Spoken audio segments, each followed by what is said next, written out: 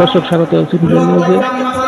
দর্শক, বিএনপির ভারপ্রাপ্ত চেয়ারম্যান তারেক রহমান কর্তৃক জাতির সামনে উপস্থাপিত রাষ্ট্র কাঠামো মেরামতের 31 দফা ও জনসম্পৃক্তি শীর্ষক প্রশিক্ষণ কর্মশালা বাস্তবায়নে ঢাকা মহানগর দক্ষিণের সবুজবাগ থানা BNP Madartek Abdul Aziz school and college মাঠ প্রাঙ্গণে প্রশিক্ষণ কর্মশালার আয়োজন করেছেন।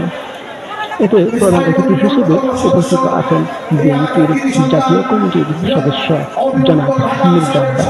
বিশেষ অতিথি হিসেবে উপস্থিত আছেন বাংলাদেশ জাতীয়তাবাদী মহিলা দলের সভাপতি আফরোজা আব্বাস, জাতীয় নির্বাহী কমিটির বিএনপির সদস্য হাবিব রশিদ হাবিব, ঢাকা মহানগরের দক্ষিণ বিএনপির আহ্বায়ক রফিকুল আলম মজনু।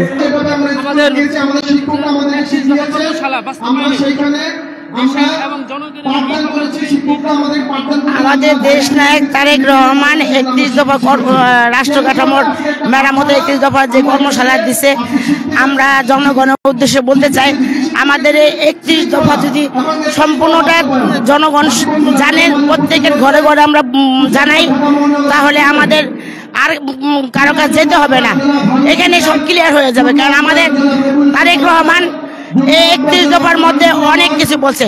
বেকার যে ছেলেরা বেকার থাকবে 1 বছরের, তাদেরকে বাধা দেওয়া হবে।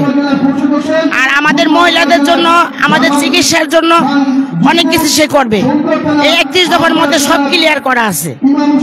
আর আমরা এই সবুজবাগ থানায় 31 দফার আজকের এই রাষ্ট্র কাঠামোর যে প্রোগ্রামটা আমাদেরকে দিছে, এটা আমরা সফল করব।